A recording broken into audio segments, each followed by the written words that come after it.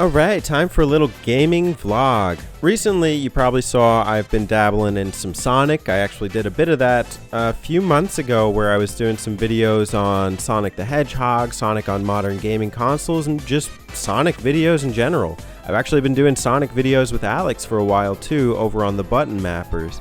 So where do I stand on Sonic Mania?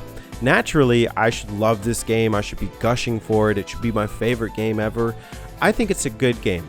I enjoyed Sonic Mania when it came out, and taking this in mind, I don't buy a lot of modern games. I'm very picky, especially about spending top dollar on video games. This was one of the few games that I got when it came out, and I played it, I enjoyed it, and it was fun. I think one of my major turnoffs at the time, like it was 2017, and I played this game. One was that, like, you know, it was on the PS4, so I was using a PS4 controller to play it. Granted, you could, you know, use a USB controller on Steam or something. I don't have any kind of thing like that for the PS4. And the D-pad on the PS4 isn't great, so playing any sort of 2D platformer on the PlayStation 4 is not what I'd consider ideal. Granted, you know, I'm a picky gamer, so that's not going to matter to most people. And the game played well enough, so I'm not mad at it. It also looked great. You have the share feature, and, you know, it was fun even just like conversing with Alex about all the levels. I didn't actually know where all of them came from at the time, but I could definitely tell how big and how massive these worlds were. Here's another thing. I've been playing Sonic for a while, so I really enjoyed Sonic the Hedgehogs 1 through 3 on the Genesis in my childhood, and also when I came back from college and I got myself a Genesis. They were some of the first games that I chose to pick up for the system, and I put a lot of good time in. And by comparison to those games, Mania just feels massive. There's like 12 levels, I should say acts rather, I should use the right terminology, or zones. There's 12 zones. I get this wrong all the time. There's 12 zones, each of which have 2 distinguished acts, and most of them will take you several minutes. This is by stark contrast to the way that especially Sonic 1 and 2 operated on the Genesis, where they had anywhere between 6 and 9 zones. And you know, Sonic 1 had 3 acts, and Sonic 2 had 2 acts, but they were relatively fast. The only real slowdowns were majorly like Labyrinth Zone and Metropolis Zone from Sonic 2. This is not the type of game where, especially if you're playing it for the first time, you can just sit down and breeze through the game. That's kind of what I love about the originals, and even just that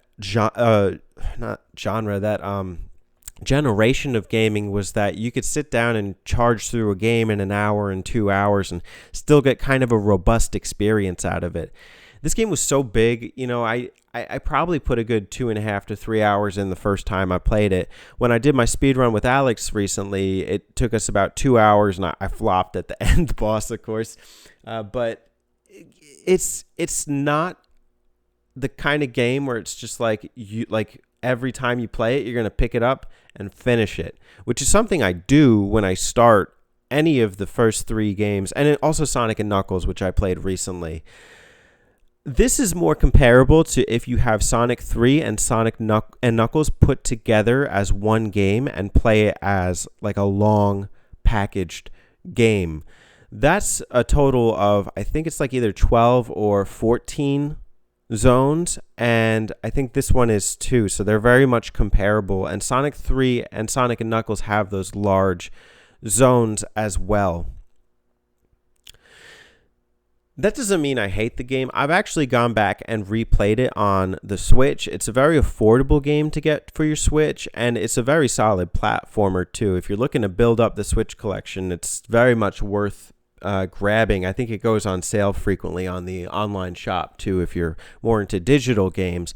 But what I really like about it being on the Switch is, you know, yeah, there's portable mode, but the Switch also has multiple controller compatibilities. So personally, I hook up my Retrobit USB wireless Sega Genesis controller, and it's like I'm playing it on the old school hardware with that added benefit of, oh, this is a wireless controller.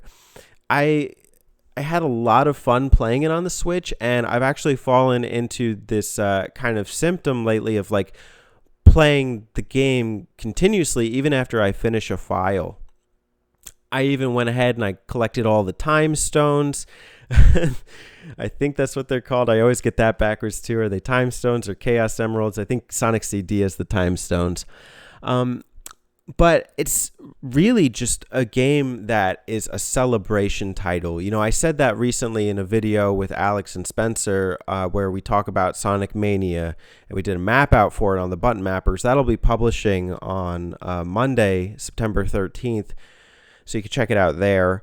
But I, especially after going back and really re-exploring the roots of the Sonic games, had so much fun just kind of pinpointing, yeah, that came from that level in Sonic CD, or like this game mechanic was from this game. So, you know, I didn't recognize everything, but a lot of it was very familiar. There's a question of like, do you recommend this as a first Sonic game? And it's weird because like it's available on everything: Xbox, Switch, PS4, PC. I don't actually know if it's on your phone. I don't know. I think a kid who's playing this for the first time would like it, although I feel like it's overwhelming. It's like a lot to take in at once. But a lot of the challenge is there. I don't hate any of the zones per se. I think they're all good to some extent.